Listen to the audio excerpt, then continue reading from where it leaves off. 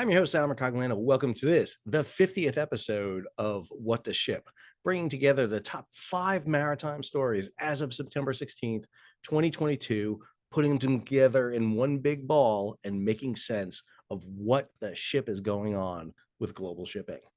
If you're new to the channel, take a second, subscribe to the channel, hit the bell so be alerted about new videos as they come out.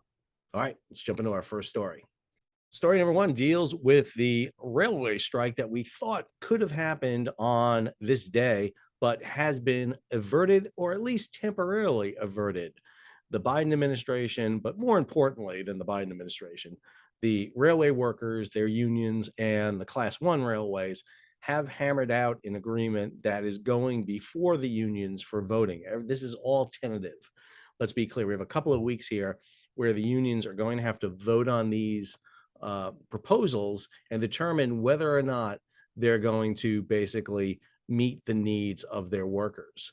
This story here by Reuters that was on G-Captain talks about this.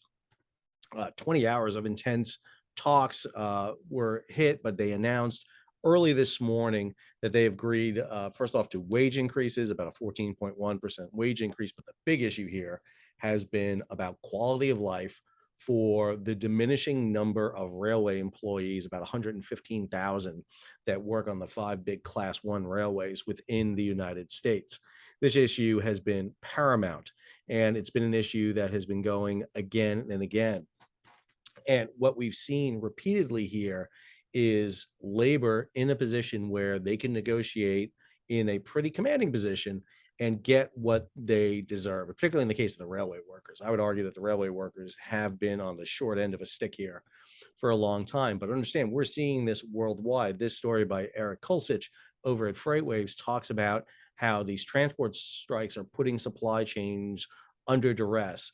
We're talking about air traffic in France, where air traffic basically walked off one day. We've talked about cargo ports in the UK, Felixstowe talking about a potential another strike. We've had northern German ports go on strike. And the one that's really looming out there that I gotta sit there and say again, just did a video on this, is the West Coast, the 29 ports on the West Coast and the International Longshore and Warehouse Union members who are basically making the argument that they need a new contract. The International Longshoremen Warehouse Union and the Pacific Maritime Association have been arguing about the issues of wages, about hours, but most importantly about automation, about the automation of the ports to input the port throughput. So this means both the PMA, the Pacific Maritime Association, which is made up of the terminals and the shipping companies, need to come in agreement with the ILWU about what's going to happen to those workers. How do they transition out the ones who are going to be losing jobs because of automation? What about the new automation jobs coming in? And at the same time, the profits that the PMA are rolling in right now have to be met with them. I did a video on this where I talked about West Coast and railway strikes.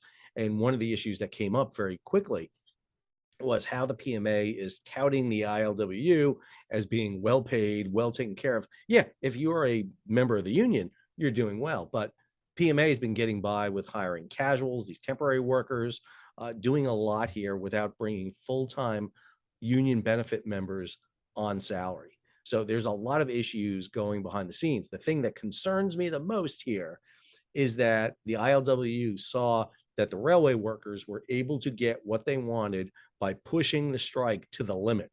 That may be an issue we see with West Coast labor wanting to push the limit here and get the results they want. A shutdown of the West Coast ports would be cataclysmic.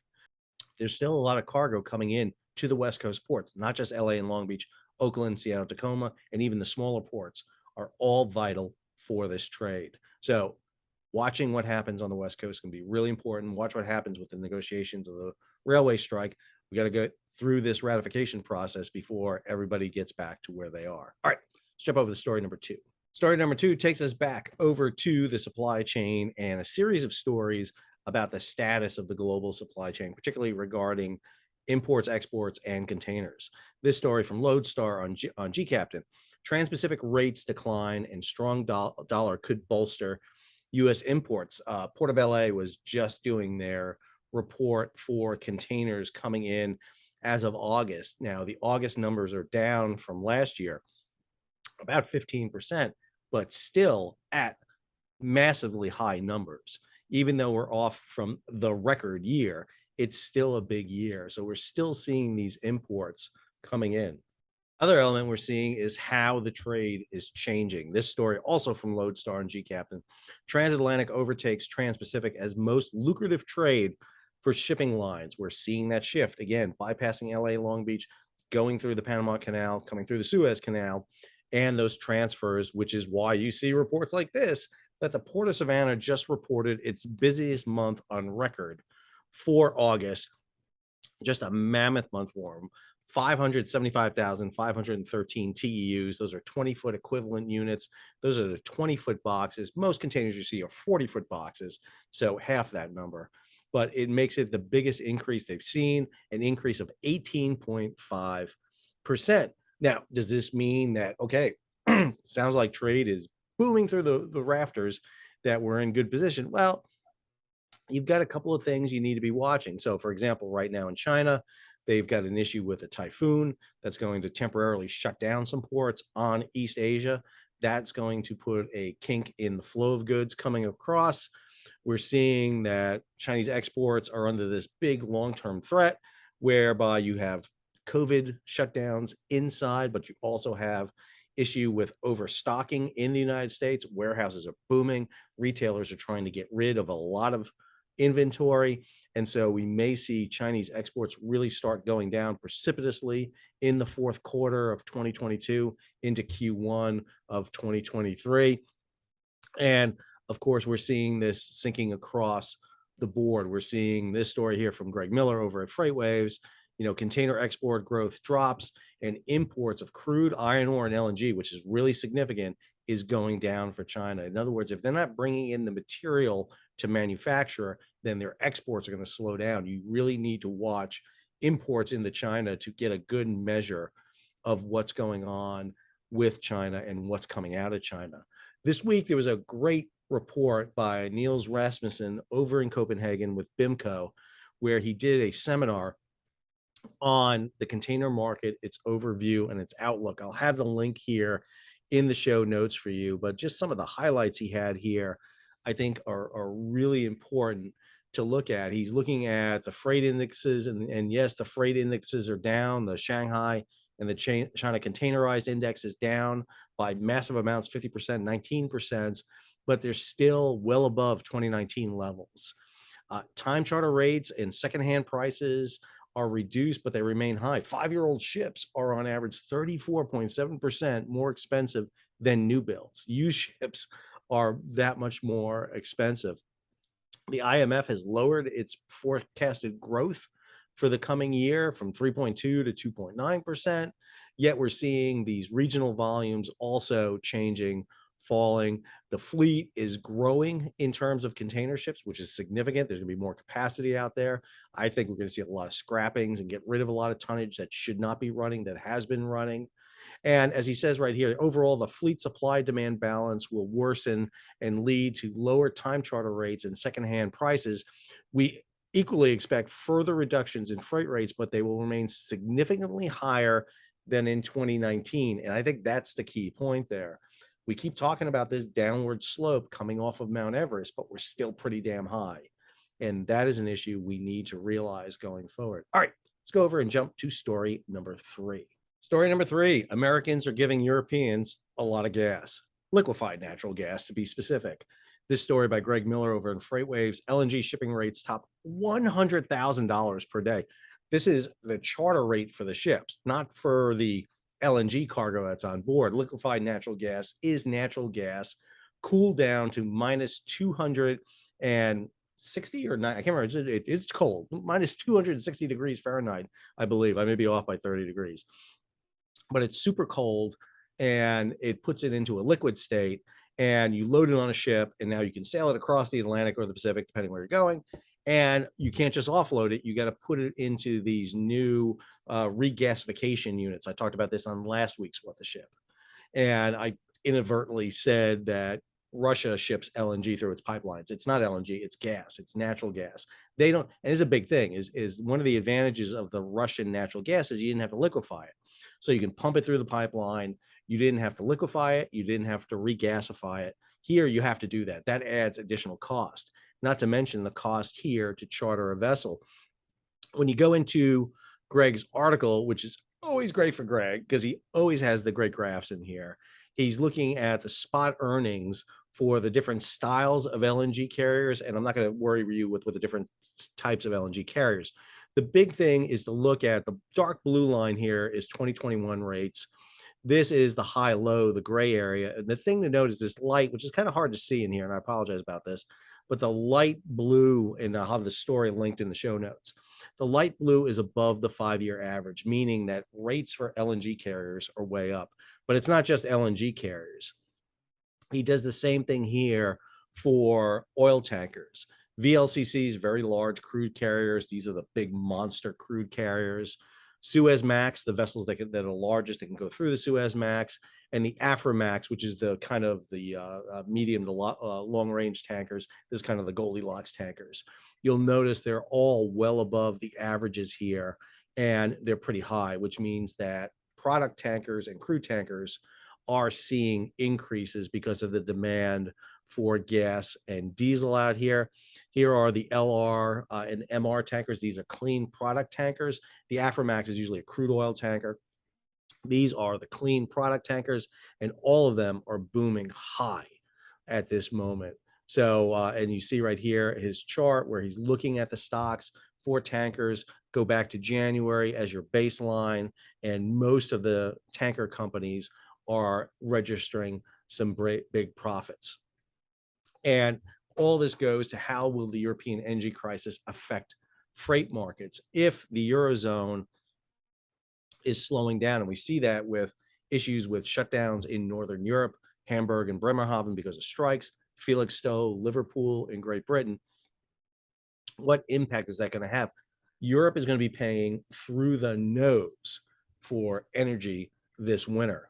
That extra cost is going to slow down freight demand into Europe. That's going to have an impact on economy, on inflation. The biggest thing that Russia has as leverage over the Europeans is the fact that they import gas, liquefied natural gas, crude oil, diesel, you name it, from Russia. And Russia has found an outlet for that material by shipping it to India, to China, to Africa and Asia, countries that they're not under sanctions with. They're doing that. Europe is going to be hard pressed to make this up. Remember, they turned off nuclear plants. They have shifted away from a lot of this, but Russia knew that the European dependency on their energy was going to be a big issue. And we are nowhere near out of the woods on this one, because it starts getting cold in Europe. We're going to see how European energy can handle this. Are they importing enough LNG by boat? Are they importing enough diesel and gasoline? It's going to be a really interesting question to see. I feel very bad for what's going to be happening here in Europe, because I think you're going to see massive spikes in fuel costs right now. I know energy is up in the United States. I can't even imagine what it is. Energy is always more expensive in Europe, having traveled there, bought gas, bought diesel. I know that. We're going to see it even more profound coming up. So not a great story, and I apologize about that one. All right, let's jump over to story number 4. We've talked about rail, we've talked about containers, we've talked about tankers. Let's go ahead and talk about a little bulk. This story from Reuters over in GCaptain: the Baltic Dry Index rises on higher Capesize rates. Come down here. We're seeing the Baltic Dry Index, which measures basically that for bulk ships that carry ore, grain, you name it, are up. The overall index, which are the factors in rates for Capesize, Panamax, and Supramax. And again, you have different size vessels. Capesize are the ones that basically round the Cape of Good Hope because they can't go through the Suez Canal. So they're going through there. Panamax, which is the largest that go through the Panamax, and then Supramax, which are the kind of the handy size ones. We're seeing fourth consecutive session here with gaining 43 points, or about 3.5% above where they are. And again, you're seeing the reasons for this. They talk about the EU's ban on Russian coal. You're adding what's called ton miles. Ton miles is the key. Every time everybody talks about, well, we're going to get a replacement coal from this place, we get coal from Australia for Europe because we're getting coal from Russia. It's not a 1-for-1 swap for ton, because a ton of Russian coal is closer in miles than Australian coal. And you have to look at the ton miles. So when you're importing from the US, from Australia, from Colombia, from South America, those ton miles means that you're sailing longer. The ships are not being as productive because instead of doing 6 trips a year, they're doing 3 to get to Australia, for example. And that increases freight rates, that increases transportation costs, and increases demand for it. And so what we're seeing here, go jump down the story a little bit, average daily earning for Capesize, which typically transport 150,000 tons of cargo, and that cargo could be, steel, iron ore, whatever it is, we're up by $696 to $6,270. So we're seeing freight rates go up. Now, the interesting story about this is go back a minute to the story I talked about with China and their imports going down. How does this impact Chinese imports? If the Chinese market starts to crash for imports, you're going to see this rate for bulkers go down because China is a huge, massive importer. What's fueling this right now is the demand, the current demand in China that it's been high, plus this added demand of Europe being on this. And all this means that the dry bulk shipping market is in a very interesting state. Barry Parker, who writes periodically for G Captain, really strongly recommend you follow Barry. I think he's a great person to get a good sense on this. Wrote about this, a dead cat bounce, and he basically goes in here talking about the bulk index, the Baltic Dry Index, and about what that looks for. I recommend you look at Barry's piece because he writes a lot about this. He knows this sector really good. He goes down here. I'll give you the last sentence because it's kind of like the cap on it. Responding to a question about the still negative sentiment still pervading the dry bulk, he said, and he's referring to Jay Mintzmeyer, who's over at Value Investor's Edge, quote, "If you get into the right stocks and have patience, you'll do very well." I had a talk this week with Jay, and one of the things we keep talking about here is why are some of these stocks bouncing around? Zim, for example, a perfect example, a container company that the stocks are bouncing. But if you look at the top container companies, the only one you can get stocks in the New York Stock Exchange, at least, is Zim. That's it. You can get Zim and Matson. Matson's the number 25, 26 company in terms of containers. Zim's number 10. But the big ones, MSC, CMA, CGM, Maersk, they're not on New York Stock. I mean, you can't get them. And some of them are privately held. So they're not even traded. They don't have stock. And so sometimes I always think that Zim plays the bellwether for the entire container industry at times. And so even with their good management and their strategy, sometimes they become what all containers are because they're out there. And I think what's going on with the dry bulk sector is another interesting one. Where is the dry bulk sector going? Where is the tanker section going? Where's the container section going? They're not the same. And even within them, as I showed you, there are different subsets that you need to be aware of. All right, let's jump over to our last story, story number 5. Story number 5 is the story I find the most interesting. And this one, I have to say, really doesn't deal with the commercial side. It's more on the Navy military side. And there are 2 stories that hit this week that are just amazing. Number 1, this story, Mike Scholler, G Captain. U.S. authorities offer $40,000 reward for Fat Leonard. Tips leading to his arrest. The U.S. Marshal Service and NCIS, the Naval Criminal Investigative Service, are offering a combined reward of $40,000, $20,000 each for any information leading up to the arrest of fugitive Leonard Francis. If you don't know who Leonard Francis is, this is Leonard Francis. $40,000 award for him. And I have to tell you that this story is one of the most amazing stories out there. If you don't know anything about Fat Leonard, let me recommend something to you. This is the Fat Leonard podcast. Go listen to this. It is an amazing story. In the early 2000s, 2010s, Fat Leonard ran basically a husbanding and a service in Southeast Asia that provided services for ships coming in. He catered to the U.S. Navy. Now, let me tell you something. In the shipping industry, there's a lot of shady things that happen, particularly when you're operating overseas in some areas. Been through the Suez Canal 3 times. You have to bribe the Suez Canal pilots. You have to give them things. You just do. I don't mean to be offensive, but that you just do. If you don't give them things that they want, cigarettes, hats, shirts, whatever, then you get lost and you don't go through the Suez Canal. Your paperwork isn't in order. You have to do this. Well, Navy ships in the Far East used Fat Leonard's service, and Fat Leonard would basically ingratiate himself into these contracts because he made a lot of money off these contracts. And the way he ingratiated himself was by doing what they do there is he wined and dined. He took people out to these lavish dinners, golf expeditions, and some sexual issues that netted members of the US Navy into a lot of trouble. Now, understand this happens in the commercial side all the time, but it's not the government, it's private corporations. But the Navy got himself in trouble with this. So Leonard became an informant in this case. He's been working with NCIS, the Naval Criminal Investigative Service, which is nothing like what you see on TV. Can be clear, nothing at all like that. But anyway, he has been testifying, and members of the US Navy have been going to prison and losing their careers over this. It's been a scandal akin to Tailhook of the 1990s. Well, Leonard staged a well thought out, well planned escape. And when I say an escape, it's not well thought out, it's not well planned. He was under house arrest. He had one of those wristbands around his feet, and he was living with one of his past wives or something like that and some kids in a pretty nice house in San Diego.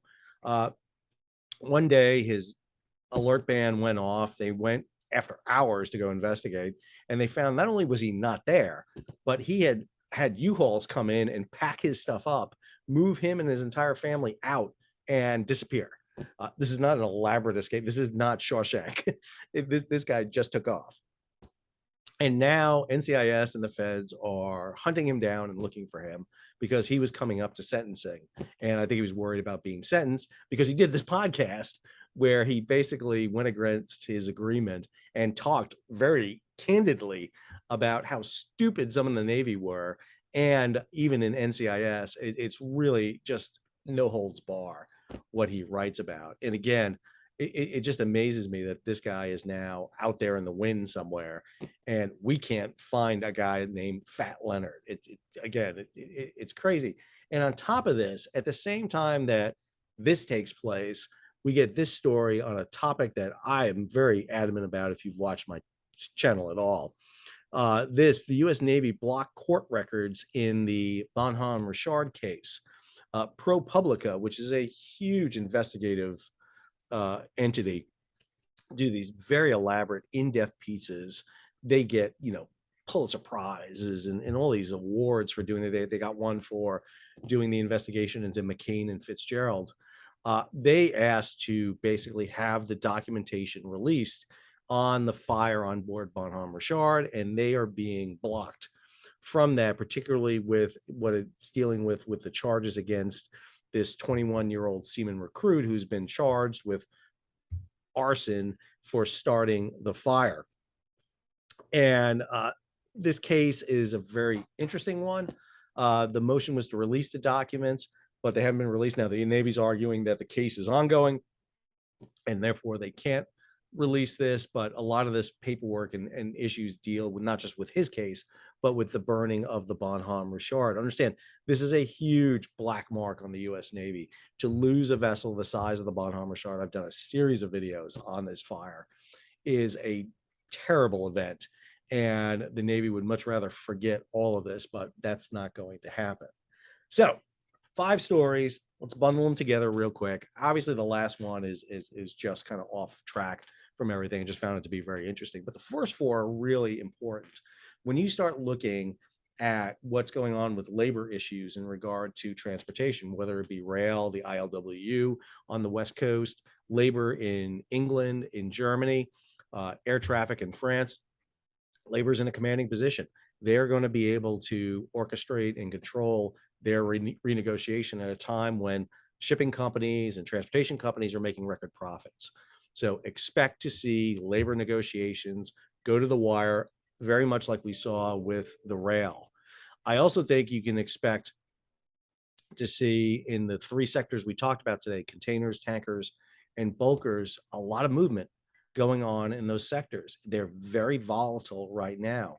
Nobody knows exactly what the economy is going to look like. We're looming at recession. We're looming at very high inflation, high fuel costs.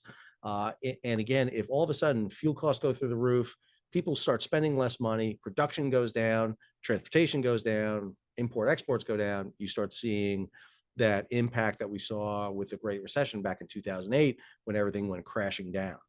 So a lot to watch. I would argue that if you're watching the shipping right now, if you're watching the maritime sector, you are seeing the leading indicators for where the economy is going. These are not lagging issues. These are leading issues.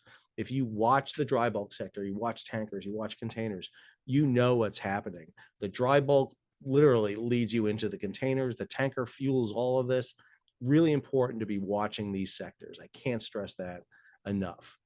Hope you enjoyed today's episode. If you did, take a moment, subscribe to the channel, hit the bell so you'll be alerted about new videos as they go out. Leave a comment, give it a thumbs up, share it across social media, and if you can, contribute to the page. You can do that one of two ways. You get that super thanks button below, contribute directly to the page. That allows me to put this channel together and put it out there for you and give you all this free advice.